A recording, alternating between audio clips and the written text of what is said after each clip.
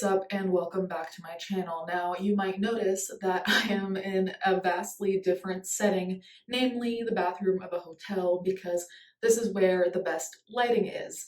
So in case you didn't know, I'm moving, so for the next few videos you might get a voiceover or you might just get an interesting hotel setting if you want to call this interesting. Anyway, moving swiftly ahead from that. Today we're going to be talking about Unruly. Now, if the name Unruly sounds familiar to you, it's because there are celebrities slash influencers, whatever you want to call them, like Tana Mojo, that are represented by this brand. And this brand defines itself from its own website as, "We are more than just influencers, we are a creative marketing agency and a production studio. Our team bridges the gap by connecting brands to the social media influencer world. We create timeless campaigns that drive traffic, boost sales, and overall market awareness. Over 200 million in celebrity influencer audiences." So based on that, it sounds rather promising. I would understand why influencers would gravitate towards being represented by a brand that can get you exposure, connect you with people, so on and so forth. It sounds pretty convincing before you look into it. We'll get into why it's actually terrible and predatory. So there is an article, and I'll post another article about this as well, and the article's titled, "They Promised Her Online Fame. This influencer says they exposed her nudes and threatened her instead." Unruly agency reps some of the biggest influencers on Instagram and OnlyFans, but content creators are warning others to stay far away, and one model is suing the agency. The person we're going to be talking about is going to go by Jane Doe. She has a lawyer. His name is Robert Toller. And Robert Toller said, "These guys are basically pimps." His client filed suit last week against Unruly Agency and Behave Agency in Los Angeles. So Unruly and Behave are tied because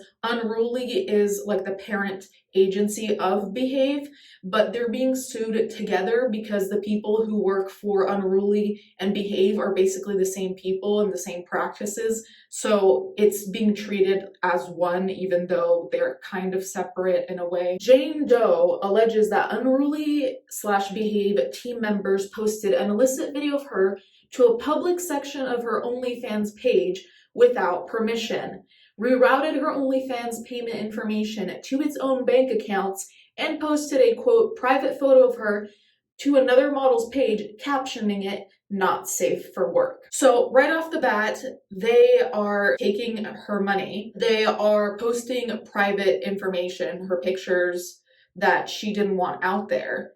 And these are the people that are supposed to be representing her. So these are people that are supposed to be protecting her from predatory behavior from other brands or predatory behavior from other companies. These are the people who are supposed to be there for her, and they're doing exactly the opposite of what they claim they want to do and helping influencers. So obviously with all of this occurring, Jane Doe wanted to leave, but the thing is the company was not letting her leave. Basically, they threatened her with financial ruin. So that put her in a very difficult position because you're being taken advantage of, but also if you want to leave, you're going to be taken advantage of because financially you're going to suffer. It's a catch-22 because either way you're going to lose, or that's how it seemed before contacting a lawyer. So when we're talking about them being predatory, they are predatory financially, as we've already discussed, but going more into detail about that financial predation,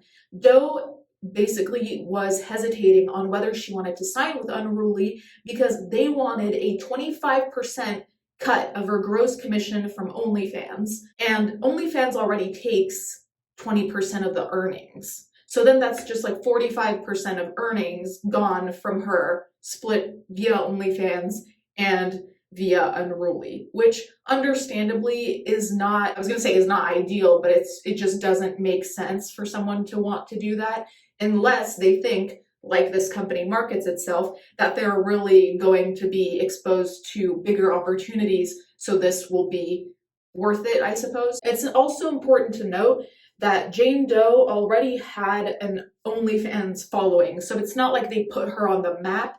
Like, she already had a significant following and was making a significant amount of money, like many people on OnlyFans are today. So they not only didn't help her, but they actively wanted to take advantage of what she had already built. Continuing with the predation, Doe's first language is not English.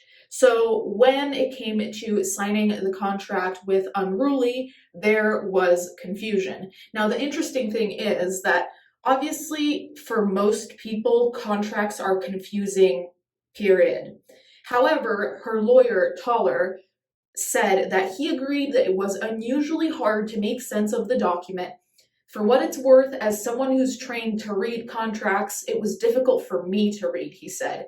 It was contradictory, it didn't make sense, and had all sorts of very peculiar and unlawful provisions, including that she can't sue them for anything ever. Something I've never seen. I think it's very telling that a lawyer himself couldn't really understand what exactly this contract was asking for or stating. And even for me, as someone who doesn't know much about law, the sole concept of including a provision that says, oh, you can never sue us for anything ever is almost laughable, because it's pretty much setting up the premise of we can do whatever we want to you and you can't do anything about it. So it's like basically you're handing over any control you might have, because whatever we do, you can't do anything about it legally, which is absolutely insane. And it's particularly malicious in my opinion, because obviously they do it on purpose to make it seem all gibberish and hard to understand, because realistically, as we know,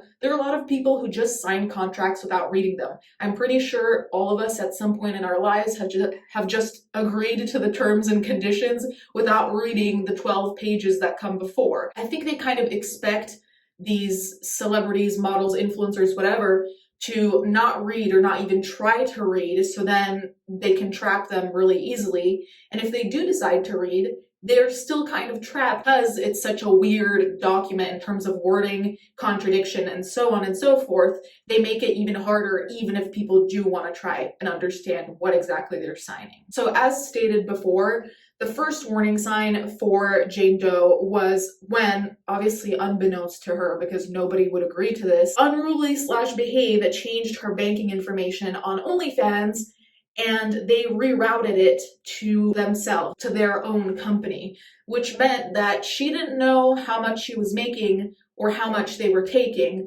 which, needless to say, again, the word of the day here is predatory, but that's obviously scammy behavior. Even if there were only just that as a red flag, like nothing else happened, just that in and of itself screams scam and also unprofessionalism. And also, it just reminds you of the fact that they're not there to represent or protect you at all. The breaking point occurred when an Unruly/Behave team member posted an illicit video of Doe on her OnlyFans quote-unquote main page, so the one that's free and available for anyone to see without any payment, which is not something that you typically see on OnlyFans. There's a reason it's a subscription system. She had made it clear that she didn't want any type of nude content there. But the content that was posted was a 2-minute video showing the model disrobing, exposing her bare breasts and showing Jane Doe fully nude from behind, and her face is visible throughout the video.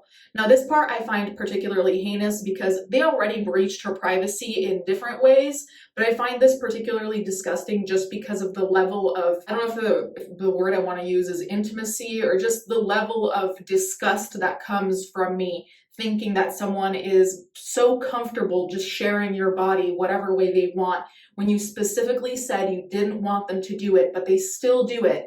And on top of that, profit off of it. Just, there are no words to describe my disgust. Absolutely heinous. In fact, it was so out of character, because exactly she never wanted to do that, that even people started DMing her being like, hey, did you make a mistake and post this on your main page? Because obviously it wasn't what she usually posted. So on top of that, it was so blatant that even people who were on the outside were like, this is weird. And then she was quoted saying, I was literally petrified. A video that was only supposed to be for people who have sent me their ID and paid the joining fee to ever get access to. And there it is on the main feed for everyone to see.